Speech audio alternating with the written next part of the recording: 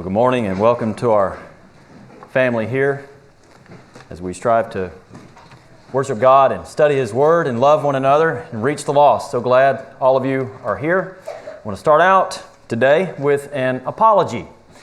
Before the announcements started to be made about the gospel meeting, my wife and I planned a trip out of town. I didn't look at my preacher schedule. I technically should have known that our gospel meeting was happening, even though it had not started being announced yet. Well, once we scheduled it, we have all these reservations, and there's an event that we're going to, and the date can't be moved. My family and I will not be here. My wife and I will not be here. The grandparents are going to come to our house and watch our kids. I feel terrible about this, and I feel like a big hypocrite because I want to encourage all of you to be here for the gospel meeting.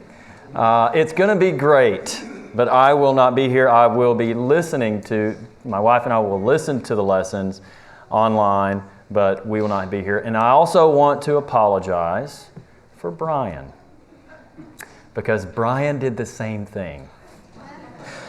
Only he's not going to Utah.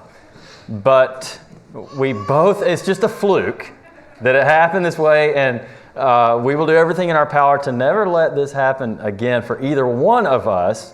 We're sorry, it's a bad example, and please don't follow our example by scheduling trips during a gospel meeting. That's a terrible thing to do, okay? So I wanted to go ahead and get that out of the way. I'd like to get started now. You may recall last Sunday, one of the things that I mentioned in my Lord's Supper sermon is that often when I picture Jesus, I see like the ancient paintings, and I picture that version of Jesus. And we might see some picture like this, of this long-haired, pale, feminine-looking Jesus. He even has fingernails on this one right here. That's a little creepy. Or we might picture something like this: Jesus holding a sheep or petting sheep. Now listen, Jesus is the good shepherd. Brian did a good job talking about that. But He's not that kind of shepherd we see in that photo right there. I've read Matthew, Mark, Luke, and John more than once. I don't think there's a single verse, I know there's not, that talks about Jesus petting sheep. Do I know that He never pet any sheep? I don't know that He never pet any sheep. But why is it that people like images like this? Because it paints Jesus as soft, gentle, passive, weak, and feminine. Nobody can be intimidated by a Jesus like that. But that is not the Jesus that we serve. And I'm not just talking about the way that He looks. I'm talking about the character that kind of emanates, the type of individual that portrays. Jesus was not feminine. Now, He had compassion and meekness and all of that, but Jesus was masculine.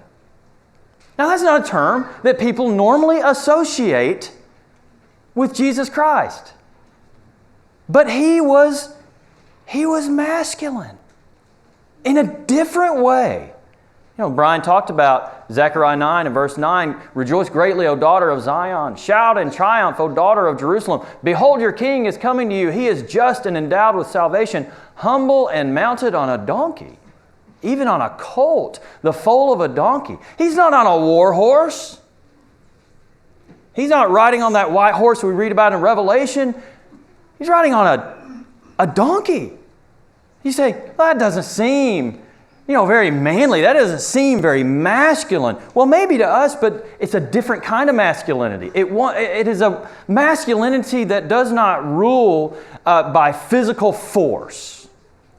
And that's just one aspect. So we're going to really talk about how different Jesus' masculinity was. You might be surprised at some of the things we talk about and how much it challenges us, especially us men. And so here's really the lesson we're going to drive home today. Men, model your masculinity after Christ's.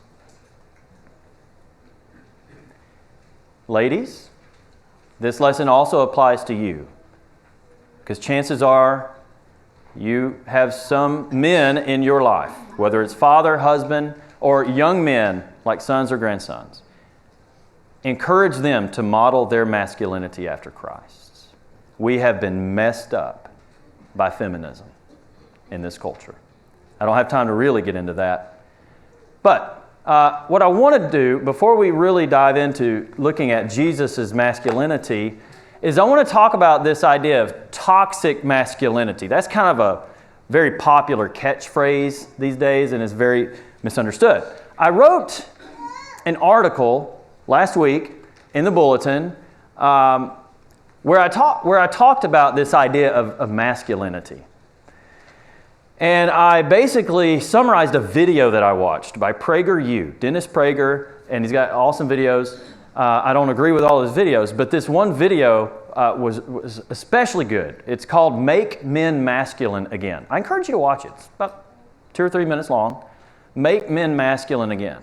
And I saw this video when I was at marriage retreat.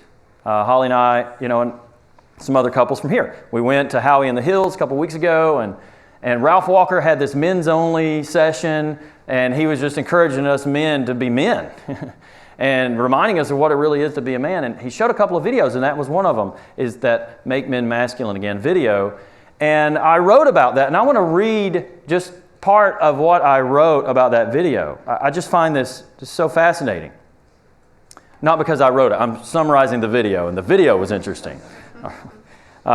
Since men commit most of the world's violence and crime, many people believe masculinity is toxic and want to make men more like women. This approach is dangerous. Masculinity doesn't make men bad. Properly channeled, it makes them good.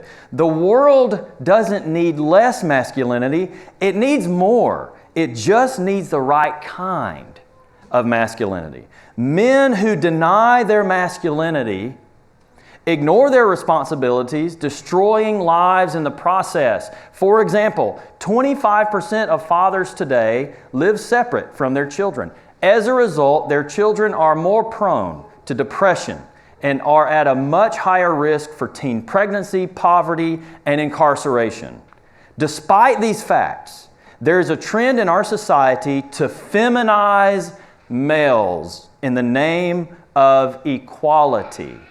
Even from a young age, boys are taught that competition is wrong and everyone wins. This anti-masculine worldview continues to wield its influence right on through adolescence into adulthood, resulting in countless passive men, unfulfilled women, and confused children.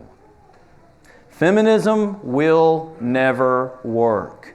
Passive men don't lead, provide, defend, or protect, and no society can thrive that way. Though violence and crime are committed by wicked men, it is the weak men who enable them by doing nothing to stop them. Masculinity isn't toxic. The lack of it is. That video just really opened my eyes. Now, there is such a thing as toxic masculinity. And let me just by the way, you may have to fill in the blanks quickly. I forgot to put this up. Many mistakenly believe all masculinity is toxic. I think I put 2 blanks in that sentence. So get it real quick or steal it from your neighbor because I'm moving on. Here are some symptoms of truly toxic masculinity. Just some of the symptoms. First of all, an unbridled lust for power and position and authority.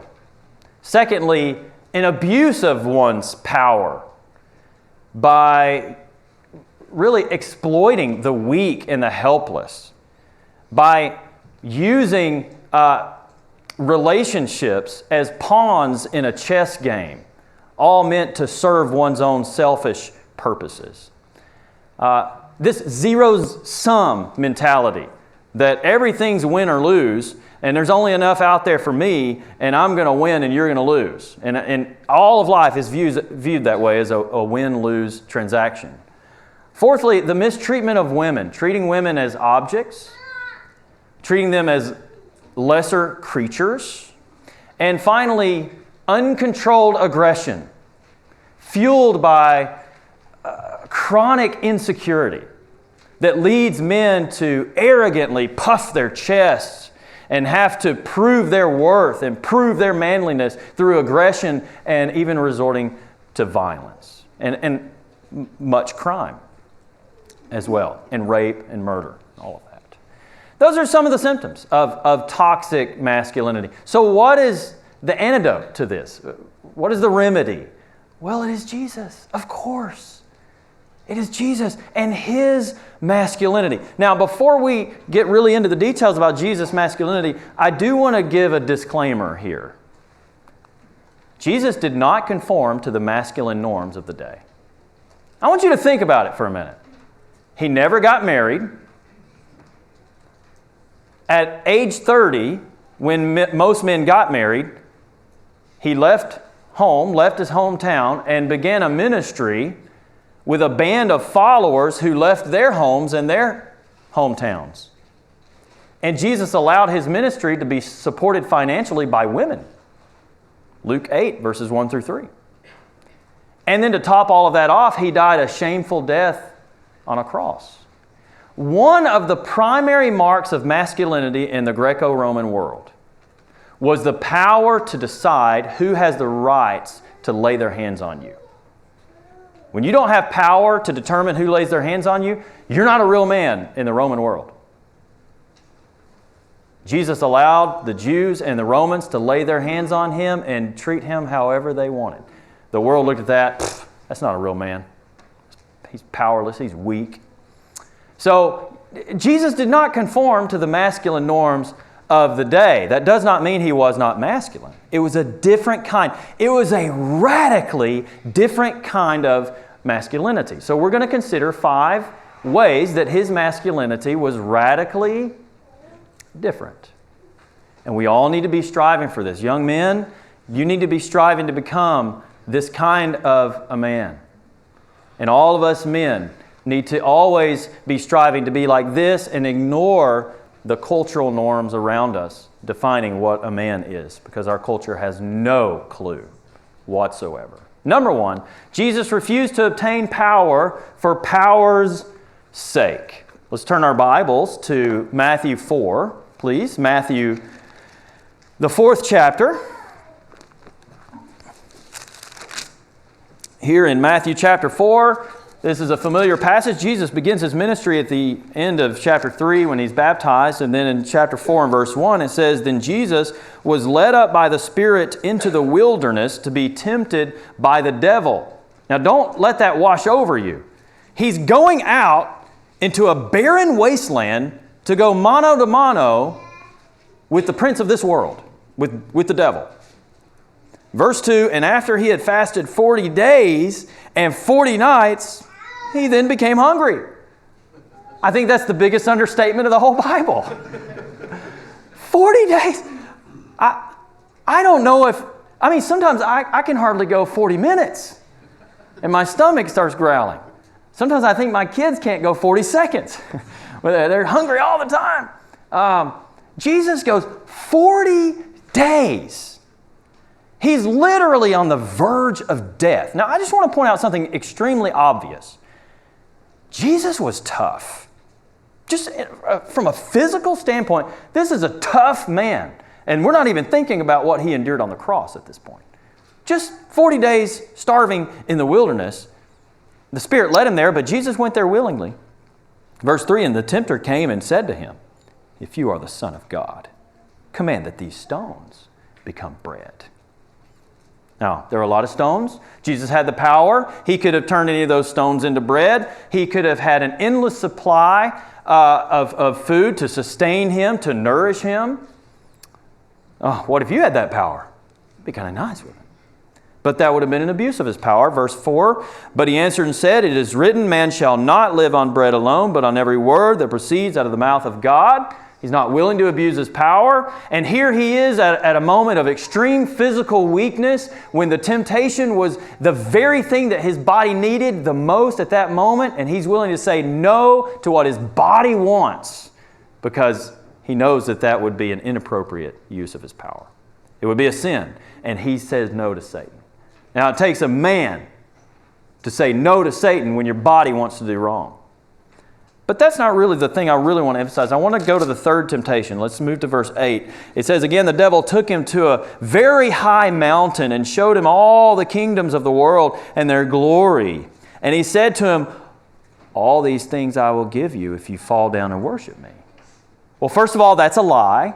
Satan did not have the ability to do that. But even if he did, Jesus is not interested in that. That's not why Jesus came down to this earth. He didn't come down to have earthly power and earthly prestige and earthly wealth and all of those things. Now, what if you were offered that? I'll give you this whole world. I'll give you everything. It might be a temptation for us. Most men in this world, they would do anything to obtain power. We've been studying the years of silence. Look at what these people did. As they were just vying for power and they're murdering one another and they're murdering their own family, whatever it takes to be victorious and to obtain power, that's what a real man does. And that mentality can seep into our minds as well. Jesus said, verse 10, go, Satan. For it is written, you shall worship the Lord your God and serve him. Then the devil left him. I just love that. Jesus just says, just get out of here. And Satan says, okay. And he gets out. He's gone. And Jesus withstands that temptation. So Jesus refused to obtain power for its own sake. Let's go to the second one now. Jesus never abused the power that he had at his disposal. All right, so let's go now to Matthew 26. Matthew chapter 26. And this is starting in verse 51. Jesus is being arrested here. And it says, and behold, one of those who were with Jesus reached and drew out his sword and struck the slave of the high priest and cut off his ear. Kids, who is this that does this? Who is it, David? All right, this is Peter. Peter's a real man. I mean, to be a man means we got to cut everybody's heads off. We got to fight. Come on, Jesus, let's fight. Being a man doesn't mean resorting to violence. It doesn't mean forcing the outcome you want through physical power, right? And in verse 52, Jesus said to him, put your sword back into its place, for all those who take up the sword shall perish by the sword. In other words, Jesus says, put that thing up, you're going to get yourself killed. That's a really good way to get killed, Peter. Verse 53, or do you not think that I cannot appeal to my Father and he will at once put at my disposal more than 12 legions of angels? That's 72,000 angels. It would only take one to do the job. Jesus said, I could call 72,000 angels. I could crush all these people like bugs at the snap of a finger. Put your wimpy sword up, Peter. The problem is not the lack of power. Right? And just think if you had that power at your disposal. We might be tempted to really abuse that. Again, Jesus submits his power to the will of God. Now, what does this have to do with us as men? We might have power to do great harm. We might be in a position of authority to force others to do certain things that are our will in order to have whatever outcome we are looking for that is our vision of success. But that's not an appropriate use of our power. You might be able to force your wife to talk to you in a certain way. And by the way, let me say this. If you have to tell your wife, I'm the head of this family, well, you just showed that you're not really behaving as the head of the family. You don't have to, Bill Gates doesn't have to run around and tell her, hey, don't you guys know I'm in charge of this whole business here? Everybody knows he's in charge. And so, if you're really the head of the family, you don't have to force your hand on that. You lead the right way, and your wife will lovingly follow. We might be able to, quote, force our kids. to talk to us the right way. But is that ruling with an iron fist? Is that kind of the wrong approach? I think it is. I think we ought to lead in a different way and not abuse the power that we have at our disposal. Thirdly, Jesus humbled himself. He humbled himself and he served those who were below him. Earlier on this very evening, Jesus' apostles had been arguing about who's the greatest in the kingdom. Now that's what men do. I'm the best. No, I'm the best. I mean, we start doing that since we're little kids, right? And I've explained it before that they were basically playing a game of spiritual whack-a-mole. You remember that game where you go and it's like Chuck E. Cheese's when I was a kid and you're hitting these moles that pop their head up with this bat. They didn't want anybody's heads popping up any higher than their own. Arrogance. This is the apostles. And so Jesus shows them what a real man does. And he gets on his knees and he washes their filthy feet. And he says, I'm your Lord and Master. If I do this, then you ought to do this too. So men, though you might be in a position of authority, and though, yes, God has placed you in authority over your wife, your ultimate role is one of servitude. The elders know that as well. God has placed you in a position of authority. Your ultimate role is to get on your knees and, as it were, wash the feet of those who are under your charge. Let us all remember that in whatever position of authority we may have and exercise in our lives. Amen. Our number 4. I pushed a button. What did I push? There it is. Okay. Don't push this button on the side if any of y'all ever use this. It doesn't help. All right. So number 4, he treated women with dignity and respect.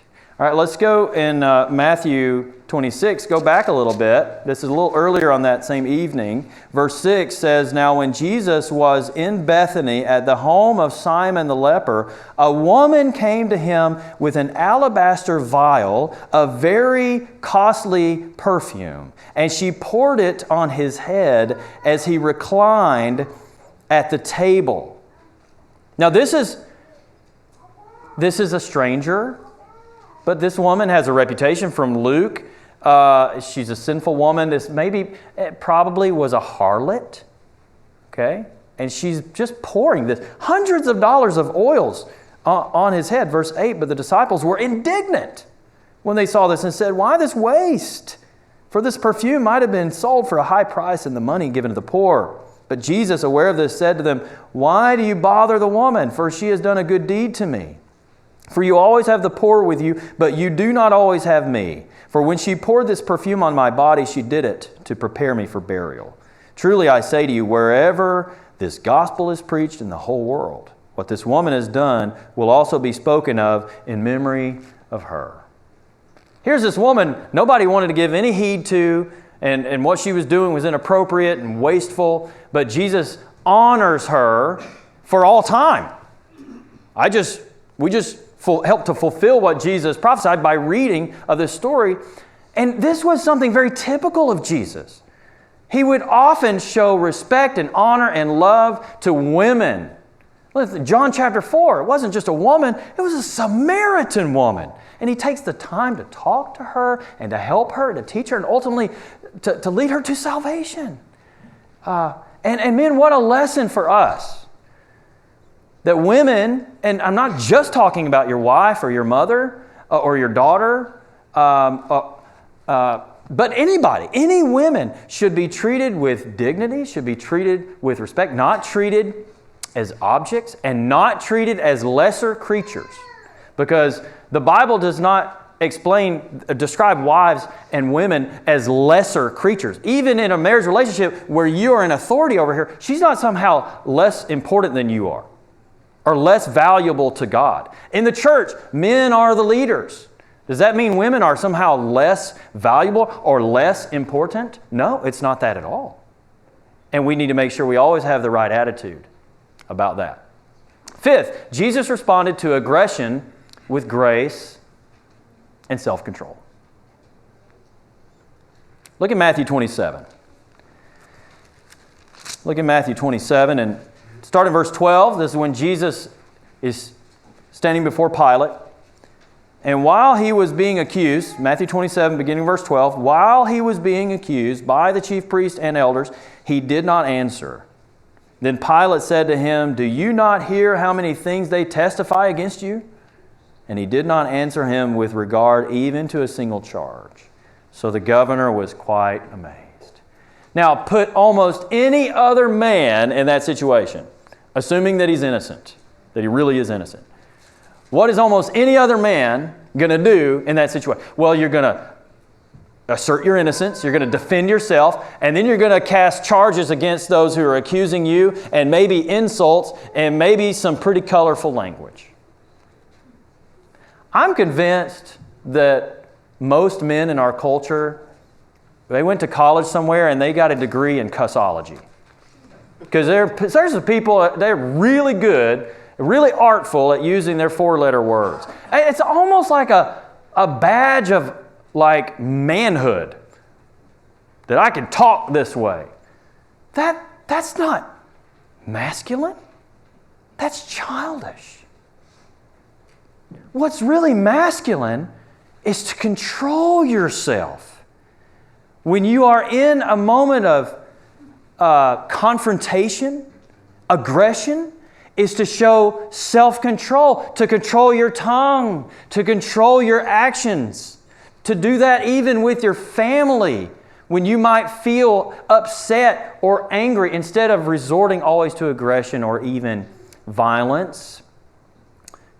In 1 Peter 2, while being reviled, he did not revile in return. While suffering, he uttered no threats, but he kept entrusting himself to him who judges righteously. I want to tell you a story where I witnessed Christ-like masculinity. I've told this story a long time ago. It was on a Sunday night. That's how long ago it was. My father and I were training for our second degree black belt test. My dad started training in martial arts when I was already like a blue belt, so he could spend more time with me because he works all the time. And so, at least he did then. And so we trained together, and I already got my black belt before he did, but he trained hard enough that we were able to test for second degree black belt tests at the same time. I was 18 years old. So we were training for the test, and part of our test was we had to run 2 miles in a certain period of time. And so my dad would get in his truck, and we would drive a mile from the house, park the truck in this cul-de-sac, and run a mile to the house, and then turn around and run a mile back to the truck, and that was our 2-mile run. So on this one day, when we returned from our run, there was a man standing out beside Dad's blue pickup truck, and he was irate. He was really upset. A little bit of a shorter man, kind of stocky. Boy, he looked mad. And he went on to explain that my dad had no right to park his truck on the curb in front of this man's house. As if that was illegal or something. We didn't park in his driveway, we're just on the road. And he looked like he was ready to fight. Now, my dad can fight, okay? At least he could. He could back in the day. As we say in Alabama, he could put the smack down. And I was sitting back almost a little bit excited. I'm sorry, I was just like, I'm going to see some action here if this guy continues to be aggressive toward my dad. And my dad smiled, and he put his hand out to shake the man's hand. And he said, I don't have any enemies. And the other guy crossed his arms, and he said, I got lots of enemies. And he turned around, and we got in the truck, and we drove off. And the reason that impacted me so much is because I got to witness Christ-like masculinity in the face of conflict. What does a real man do? Puff his chest? Be aggressive? He tries to make peace with those who want to be his enemies. And that's what my dad did. And you know where my dad learned that? From his Savior, Jesus Christ. And so, all of us need to remember, all of us men need to remember these things. I'm not quite done yet.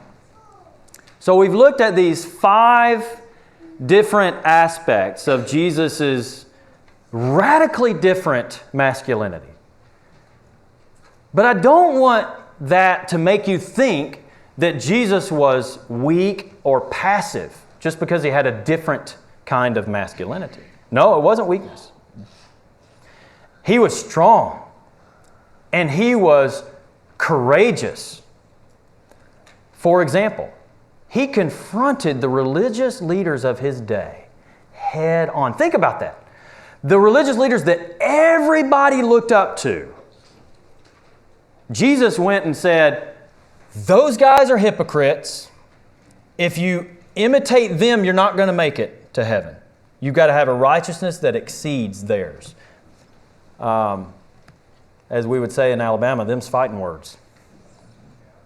That was bold and brave, beyond what we would have the strength, probably most of us, to do. He always took a stand for the truth. Even when that meant, like in John 6, where many of his disciples turned and left and went away, and he didn't stand there begging them to come back either. He was going to stand for the truth every time. He defended those who were weak and those who were helpless. And he sacrificed his life for his bride. That's Ephesians chapter 5. The church is the bride of Christ. And we men can learn from Jesus, though he was single in his physical life. We can learn about marriage from Jesus, who is the bride of the church, or who is the bridegroom of the church.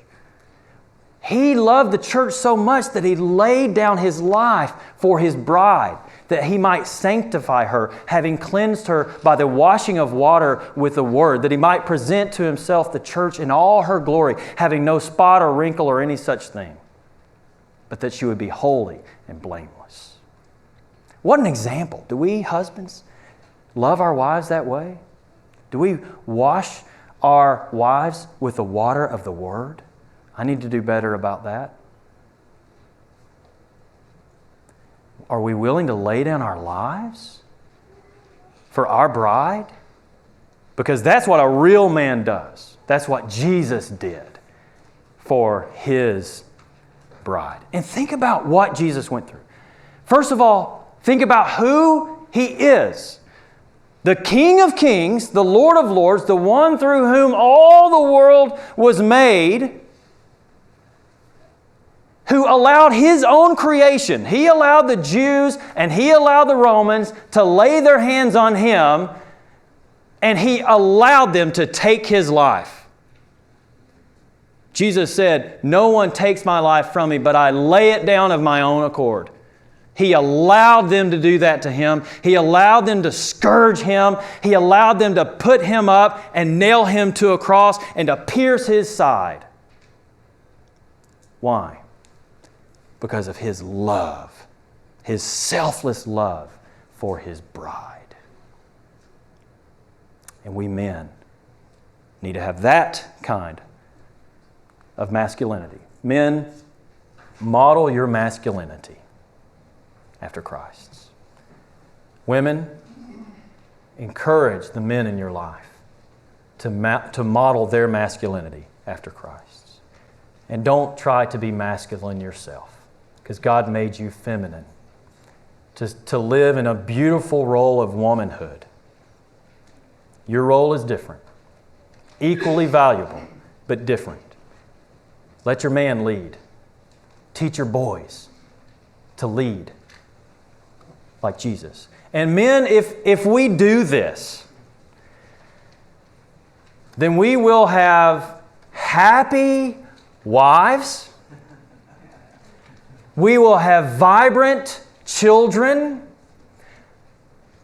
the church will thrive, and we will help our communities to thrive. And we will help to cleanse the filth of the toxic masculinity that has poisoned every corner of our postmodern culture.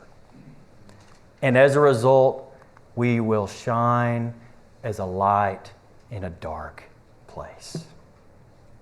Would you bow your head with me in a word of prayer?